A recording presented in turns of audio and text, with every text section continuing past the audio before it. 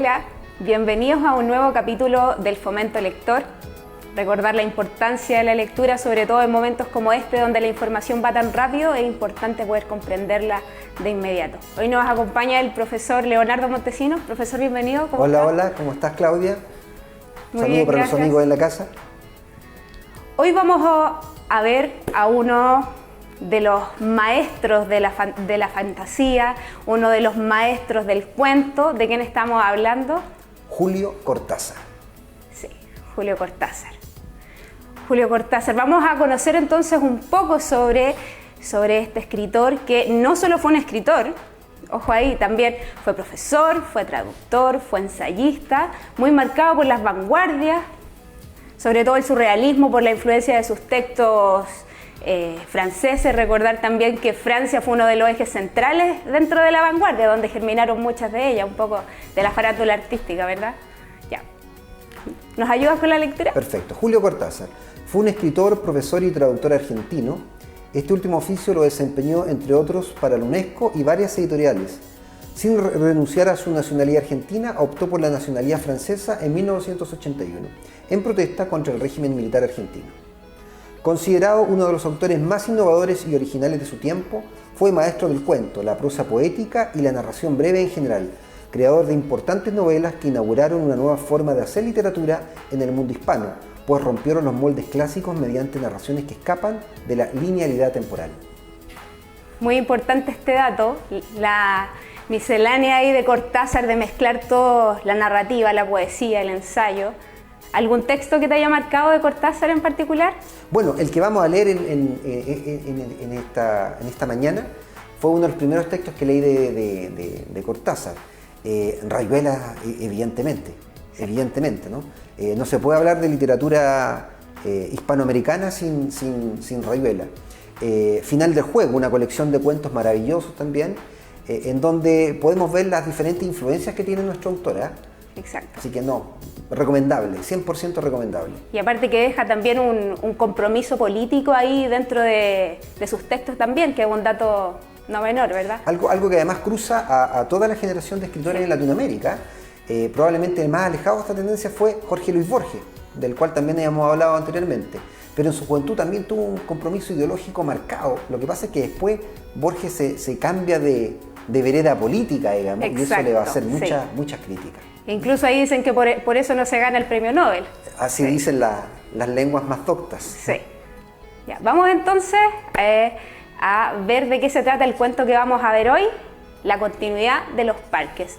Un cuento magistral, sublime de Julio Cortázar. Yo creo que catalogado siempre entre los mejores cuentos.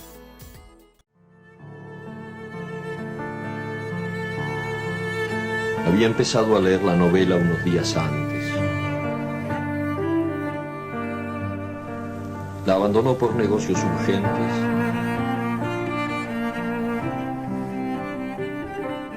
Volvió a abrirla cuando regresaba en tren a la finca.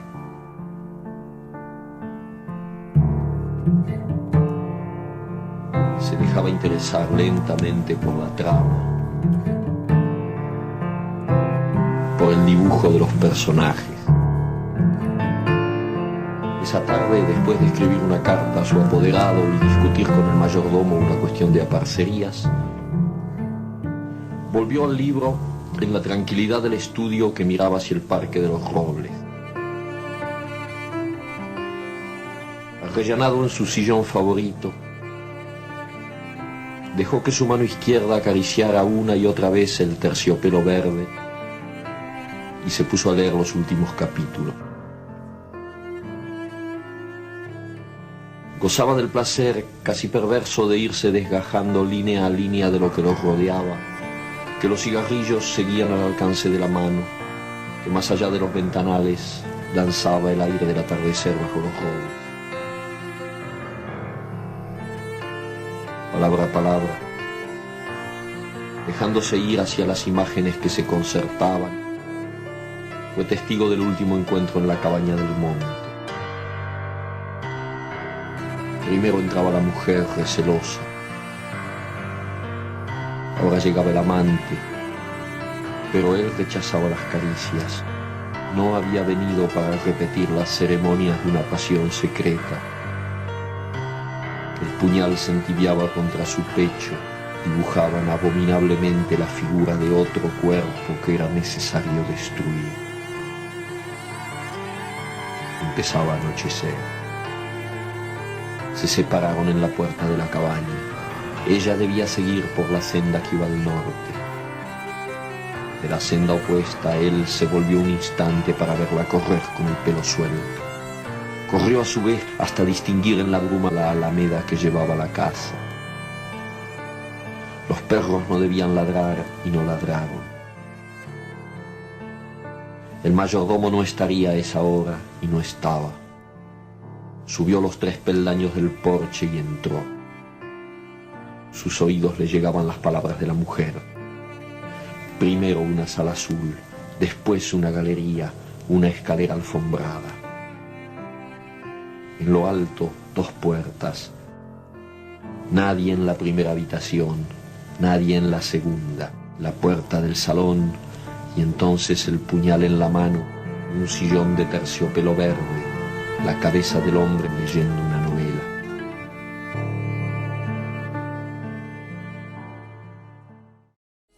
Luego que vimos este video donde nos va a través de las imágenes narrando esta particular y asombrosa historia de Julio Cortázar, vamos a ir un poco analizando parte por parte de qué se trata. ¿Qué tenemos al principio, profesor? Vámonos con la imagen, ¿cierto? Sí. Voy a leer el primer párrafo. Dice: había empezado a leer la novela unos días antes. La abandonó por negocios urgentes. Volvió a abrirla cuando regresaba en tren a la finca. Se dejaba interesar lentamente por la trama, por el dibujo de los personajes. Ahí nos pone un marcador nuestro autor, ¿no? Sí, es súper importante la primera parte, donde dice había empezado a leer la novela de unos días antes.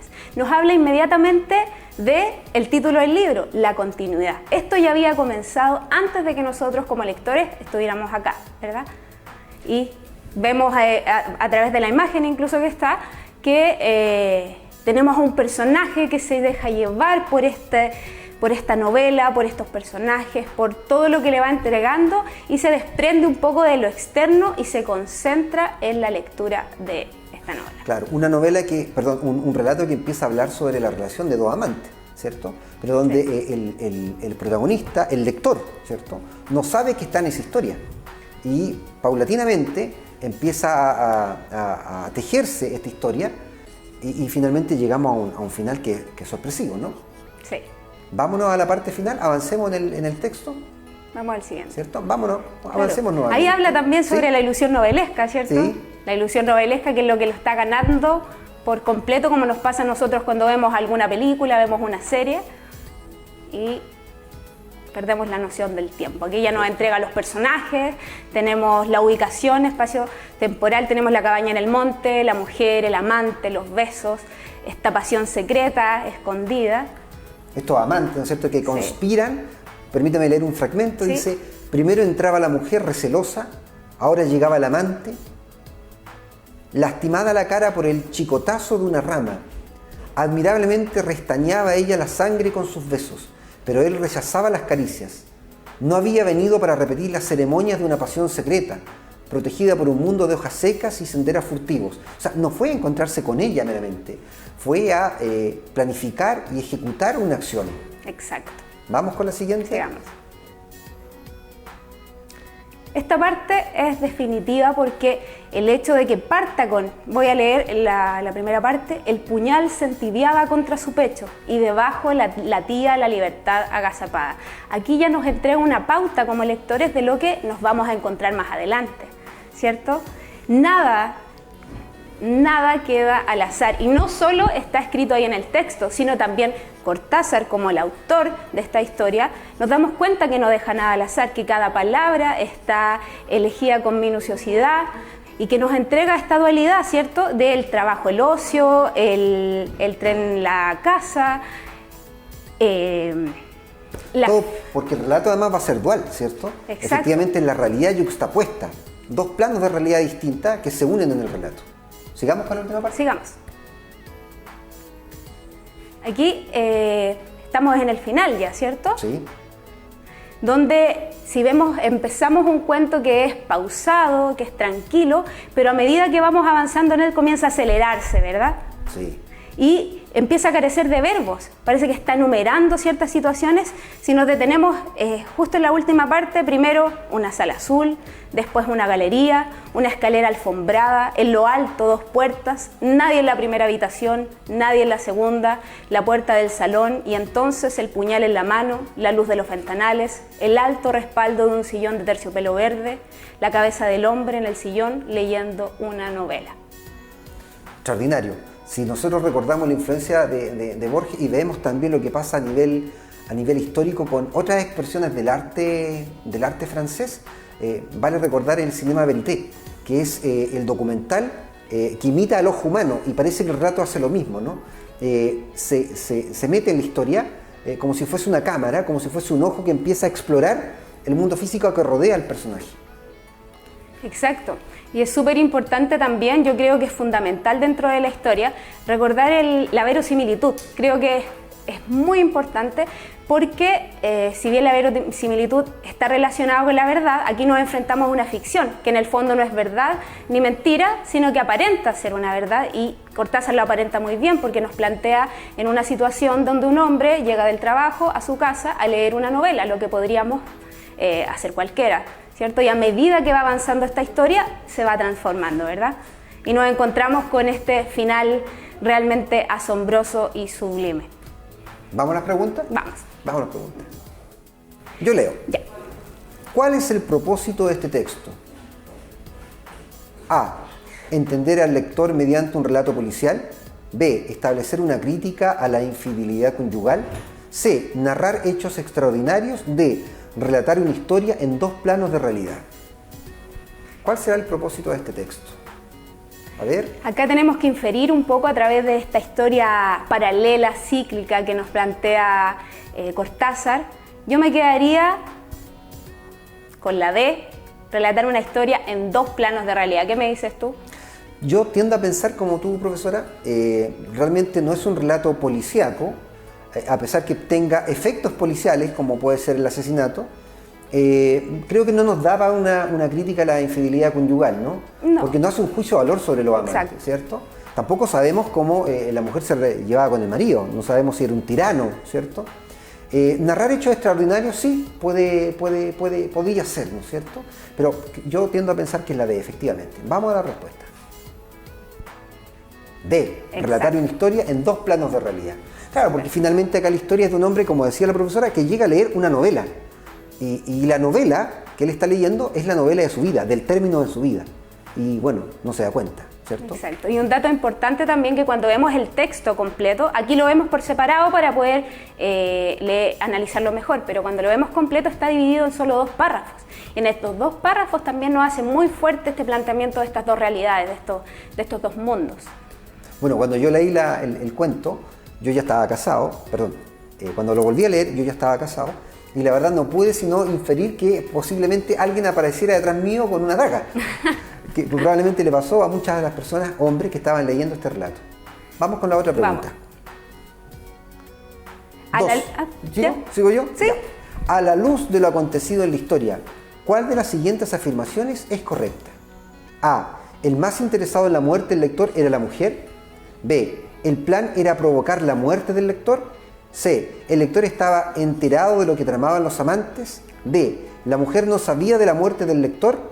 E. La mujer dudaba respecto del plan del amante. Esto está complicado. Está complicado.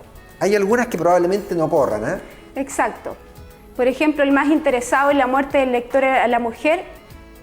Ese dato no lo sabemos, si bien incluso ella en alguna parte da a entender como que se sentía temerosa, como que dudaba.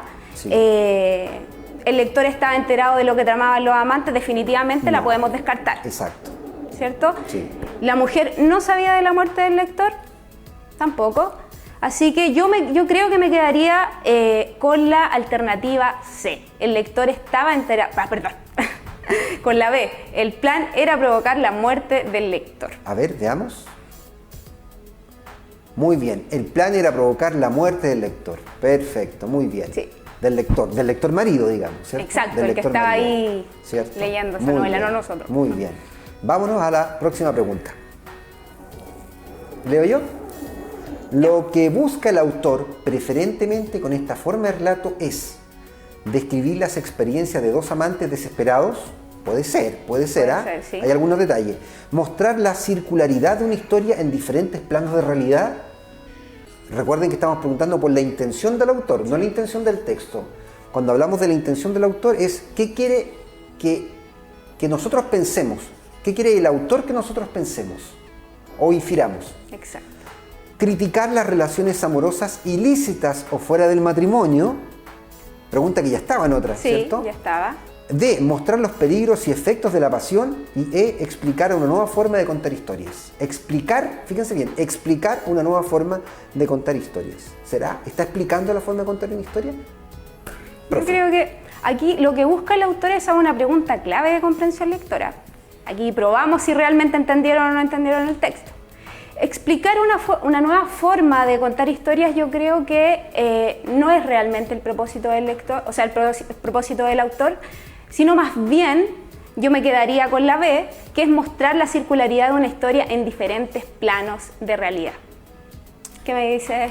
Yo te sigo. Vamos a ver la Bravo. respuesta. B. Mostrar la circularidad de una historia en diferentes planos de realidad. Muy bien, muy bien. Excelente. Vemos en este texto entonces cómo Cortázar nos transporta en el fondo a este mundo de ficción, por algo es el maestro del cuento y de la fantasía, ¿verdad? Sí, esta idea de una realidad paralela, de dos planos de realidad, es muy antigua dentro de la literatura y ha sido varias veces explotada. De hecho, nosotros podemos ver varias producciones cinematográficas que también exploran esta idea. Exacto. Pero probablemente muy pocas veces se había hecho con tanta exactitud y en una extensión de relato tan breve. Y eso es lo que llama la atención en esta obra. Exacto, porque lo maneja de una forma magistral. Magistral. Sí. Y así como él maneja el relato, tú también tienes que empezar a pensar sobre tu futuro.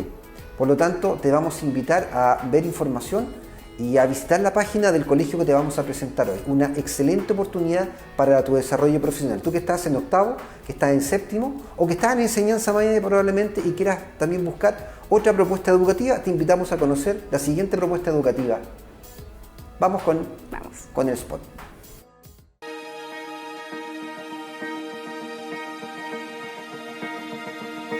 El Liceo Bicentenario Diego Portales de Talca es un liceo municipal polivalente que busca formar a sus estudiantes teniendo como parámetros de enseñanza 3 principios de excelencia para entregar una educación de calidad. Alta expectativa en sus estudiantes, foco en los aprendizajes y en la sala de clases, y el programa destinado para mejorar la calidad de la educación media técnico profesional. Nuestros sellos educativos son educación integral y desarrollo de habilidades sociales en nuestros estudiantes. La modalidad de estudio.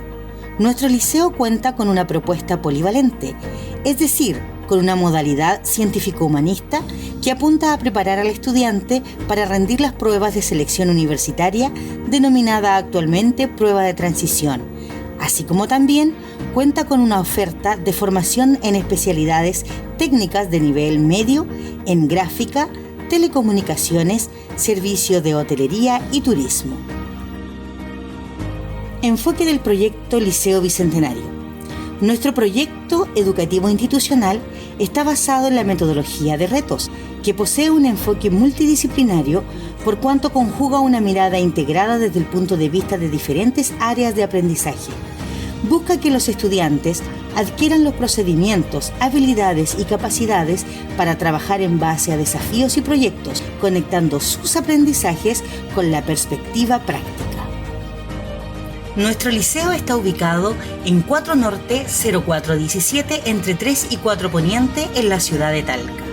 Nuestro proyecto educativo fue creado para ayudarte a alcanzar tu propio proyecto de vida. Si quieres conocer más de nuestra oferta académica, te invitamos a visitar www.lbdptalca.com y también visitar nuestras plataformas digitales.